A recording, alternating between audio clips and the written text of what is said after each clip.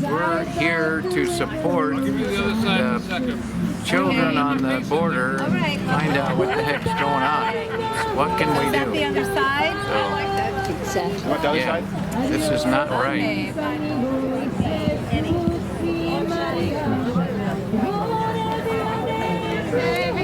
Everybody to come together and show unity and solidarity that this country is not going to tolerate this kind of treatment of children or immigrants. We're not a fascist country, we're not a racist country, at least I don't feel like we advertise ourselves that way.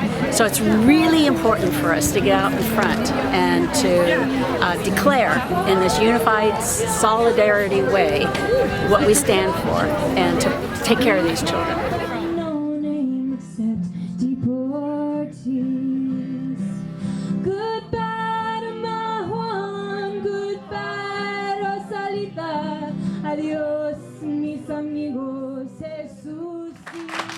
There are people, even in my own family, who tell me, you know, you're so into politics. I'm just sick of politics.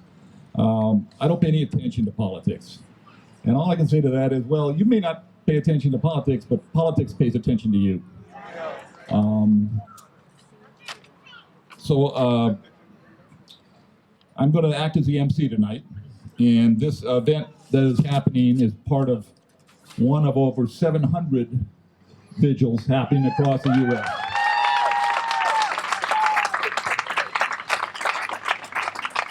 We're coming here from many different backgrounds, many different points of view, but I think one thing we have in common is our willingness to stand up and take a stand against these human detention camps. Our town has done the right thing by adopting resolution inclusive, tolerant, and safe community for everyone. We did this in late January of 2017, right after the 2016 election, with a 3-2 vote to pass the resolution. This is important to know because we must show solidarity and unity in fighting fascism, racism, and illegal and unconstitutional actions by the current federal administration. Those migrants at our southern border are fleeing the worst kind of violence in the world. They are suffering, and we have a moral responsibility to help them, to act with compassion and empathy, as we would want a stranger to treat our own children.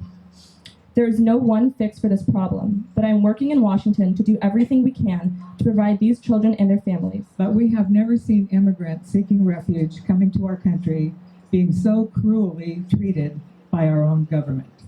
And not simply immigrants, but refugees seeking asylum from some of the most dangerous places in the world. America. Tonight, we stand with millions across the nation.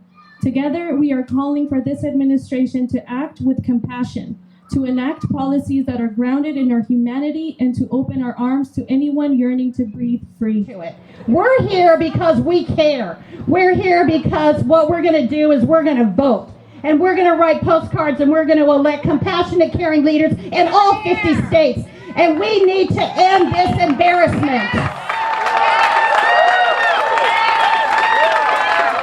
See, here's the thing, Mr. Candidate for the U.S. House of Representatives, Miss TV host, and other assorted apologists for the detention of children. The crying and sobbing and the calling out for mommy and poppy that you write off as nothing more than you'd hear on a typical morning at the neighborhood daycare drop-off, or that you equate to a summer camp experience, really is intrinsically, substantially, irreconcilably different. At daycare, at least at all the daycares I've known, nobody wrenches you away from your mother while she's nursing you. Nobody wrestles your father away from you while he screams your name and you scream in terror. Nobody loads you on a plane and dumps you in the middle of the night in places with names like Grand Rapids or Topeka. And I realized right away that it was difficult to connect what I had experienced and what I have lived there to the reality of the American life. I think in many ways just living in this country gives us an access to a privilege that we will never understand, even myself as a person of color. When the caravans from Honduras, I remember the first time the first caravan started making its way up north, many people knew that I was in Honduras for a long time, so they wanted to know what I thought. A friend of mine sent me a video, and I started to watch the video, and about halfway through, a woman came up on the video, and I realized she was one of my social work cases. So the 3,000 anonymous, faceless migrants then became people that I knew and that I loved. In the hours, days, and weeks following the deaths of these two migrant children, the American Academy of Pediatrics, serving as the leading child health expert, called for improved conditions and adequate medical care that could have saved their lives. And they sought answers from federal government officials. Earlier this year, pediatrician Dr. Dolly Sevier went into a Border Patrol warehouse in McAllen, Texas, where more than 1,000 migrant children were being detained. She saw a baby who'd been fed from the same unwashed bottle for days. Children with clear evidence of infection, children with signs of malnutrition, dehydration, and sleep deprivation, and several children were clearly exhibiting evidence of psychological trauma. She had been examining as many as she could, one at a time. But she wasn't permitted to enter the area where they were being held, many of them in cages. So she was unable to look for the sickest children to examine. Instead, in a nearby room, she reviewed a 50-page printout of that day's detainees and highlighted the names of the children with a 2019 birth date, the babies, before moving on to the toddlers. The migrants inside detention camps spend their first nights in America stuck beneath lights that never turn off, shivering under sheets of mylar. When Dr. Sevier asked the 38 children she examined that day about sanitation, they all said they weren't allowed to wash their hands or brush their teeth.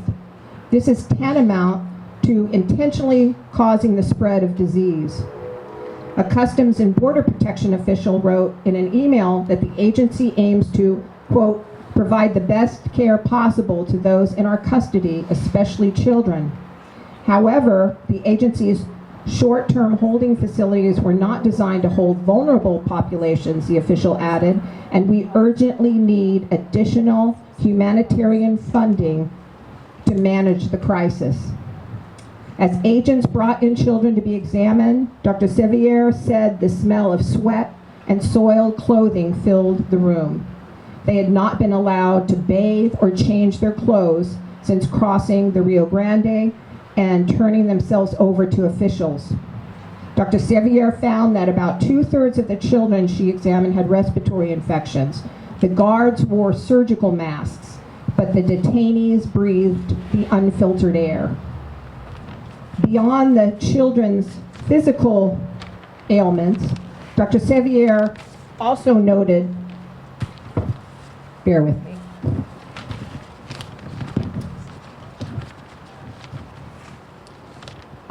she was also worried about their mental health.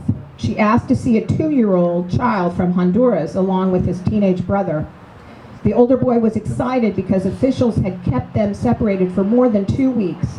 But when the guards brought the toddler over from the, quote, daycare, where the littlest detainees are held, he stared with wide eyes and began panting heavily, hoarsely, and persistently for the rest of the encounter.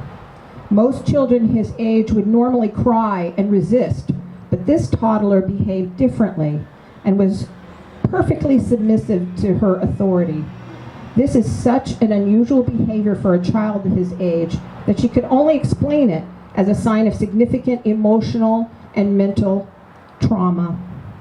When Dr. Sevier asked to see a 3-year-old girl, a dour guard wearing a surgical mask said she's having a bath, a luxury one official told her is available only to babies that have no guardian with them. In the facility's standard cages, there is no soap or showering for the children.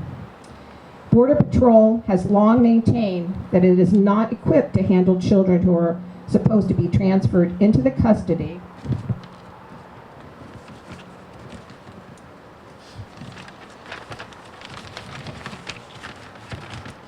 of the Office of Refugee Resettlement within 3 days, which is the longest a minor can be legally confined in such a facility. Some children have been there almost a month. The guard brought the 3-year-old, holding her by the armpits like a puppy. Thin and subdued, the girl was crying but didn't turn away. Dr. Sevier described the child as underweight and fearful, with signs of severe emotional trauma that could only be due from her being removed from her caregivers. After the exam, the child lingered, and Dr. Sevier offered to hold her. The child climbed into the doctor's lap and almost immediately fell asleep. Dr. Julie Linton from the American Academy of Pediatrics stated that the source of illness in a facility like this is largely due to the facility itself and not due to migrants carrying infectious disease.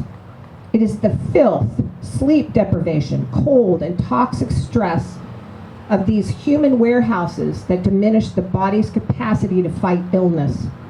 And a report released by government inspectors that toured Border Patrol camps in South Texas described dangerous overcrowding and prolonged detention of children and adults in the Rio Grande Valley.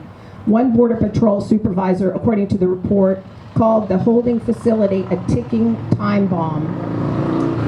The Academy maintains that children should be not subjected to these processing centers and should instead use alternatives such as community-based case management. The deaths of Jacqueline and Felipe spurred a national dialogue about the medical care of migrant children in federal custody.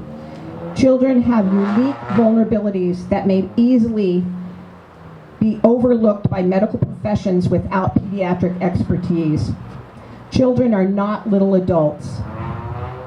They get sick more quickly, and each hour of delay can be associated with serious complications. So tonight, let's light up the sky for Joaquin, Felipe, and all the other children and their families who have suffered and are suffering. Thank you very much for being here. And I hope that we become the nation that so many people have died just to come into. They just want an opportunity, and we have said no. So thank you for this opportunity. Thank you for being here. And I remind you, say you're illegal, nobody knows. Say you're a citizen, nobody knows. So I proudly stand with everybody who cannot be here today because of their fear of ICE. And I will say I am illegal with you. Thank you. I want to say that, Viva Benicia and Vallejo and everybody that's here, because thank you. This is amazing. I'm going to be honest with you. I didn't expect such a big turnout, so it really warms my heart that there's so many people that care about what's happening. We've heard stats today. We've heard what's happening at the border. I was going to write a speech, and in fact, I was sitting back there writing some notes, and I just decided that I'm just going to go with my story. I want you to know what an immigrant feels when they come to the United States. I am that immigrant child that at 4 years old made that trip with her parents from Mexico. Okay? My father always told us to feel very proud of who we were, to never forget where we came from, and to love this country that gave us an opportunity, but also know that we contribute back more than people say that we take. Line. Well, where is this line? This magical line? Where does it begin and where does it end? What? You stand in line for 20 years and then you're the person that you're petitioning for dies and never got in? Or you stand in line and all of a sudden they change the law, so they put you in another line? Another 30 years? There is no line. And when people say get back in line like my folks got in line, I'm sorry. And some people might not like this, but there were no lines back then. The immigration laws were not what they are right now, because many people would not be here if those laws were in place, where we're doing harmful things to them and traumatizing them and thinking that it's just going to affect them. Well, I have news for everybody. It will affect them. It will affect them for the rest of their lives. It will affect their family members and those of us that care. But it's also going to affect the ones that don't care. These kids will grow up angry, hurtful, resentful. That's not a good, mentally ill, yes. A lot of things that a lot of kids from the Middle East grow up feeling. We weren't taking anything, we were giving back, making people better, making a community better. Then I started a program at both of the Vallejo high schools. It's called Ser Latino, Service Education Resources Latino. It's at Vallejo High School and Jesse Bethel High School. We work with the kids that don't speak English, that just got here, to bring them up to par so that they can graduate, go on to college or universities, or find adequate jobs and become productive citizens to the United States. Am I taking so far? I'm giving. And I was that immigrant kid with ponytails, scared, like these kids are scared right now. Give them an opportunity. We will never know what their potential is, what they can do. And not only that, but it's the humane thing to do. And I'll close with this. How can you help? What you're doing right now. Unite. Support us. Help people. Know their rights. Stand up when you see an injustice. When someone doesn't speak the language, stand up for them. More than likely they won't, because they're afraid. Some, I have a big mouth, I'm not afraid. But stand with them. Stand with us. United, we are stronger. Thank you. So the only way we can stop this is being united. That's just the way you all are here. I'm so glad and happy to see so many people, especially in this evening on a Friday, that many people probably will be doing something else, but you guys are here. So how can we stop? The only way we can stop is being united. So thank you for being here tonight. For me, a means of that action, a means of making that love manifest, is the Solano County Rapid Response Network. 24 hours a day, 7 days a week, we run a hotline that will take calls, dispel rumors of ICE raids. I'll let my colleague explain it in just a moment when all is done. I want to close out tonight again quoting Baldwin, simply repeating what he said, that you cannot simultaneously be both heroic and safe. We, the Solano County Rapid Response Network, we're rapidly growing, but we are still nascent, and we need voluntary support. We need all the support that we can muster. Realize that to advocate for the undocumented and detained migrants is to advocate for yourself and your own community. That those of us who strive to be perfect in love, we have a vested interest in the plight of the undocumented, and that this is a call to action. If you'd like to learn more about the network, you can look us up on Facebook, Solano County Rapid Response Network. And we also, the number to our hotline is 707-800-4544. So we're a subsidiary of the North Bay Rapid Response Network, and our mandate is to respond to ICE activity and support our at-risk neighbors. We do this by operating a 24/7 hotline, like Will said, that responds to ICE by sending volunteers to confirm or dispel rumors of their presence. And if we confirm it, we'll respond to ICE enforcement actions by dispatching trained legal observers to witness and document detainments and raids. There's a line in the preamble to the Constitution that says, we want to secure the blessings of liberty to ourselves and our posterity. So many of us came here as immigrants, or are the descendants of immigrants. Some of us are native born, but not many of us are actually native born, our ancestors are native born. For all of us, there is the hope that this country will live up to the widest intent of our Constitution and secure the blessings of liberty for everybody. This has been a vigil, and a vigil is a time of watchful attentiveness. A vigil is a time to keep watch. And we here today are called to keep watch on the freedoms that have been promised to us. We are here to keep watch over one another and to keep watch with one another. I'm going to invite you to sing one more song together. And it's just This Little Light of Mine.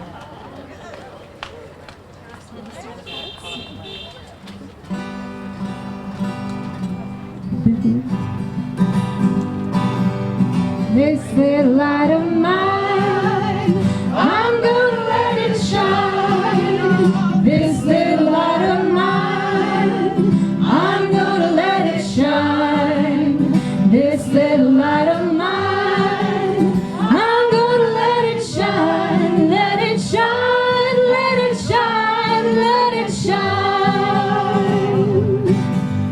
Everywhere I go, I'm gonna let it shine. Everywhere I go, I'm gonna let it shine. Everywhere I go, I'm gonna let it shine. Let it shine, let it shine, let it shine. All around the world, we're gonna let it shine. All around the world, we're gonna let it shine. All around the world, we're gonna let it shine. Let it shine, let it shine, let it shine. Okay. Okay, people. Remember what we've done here and take this light with you.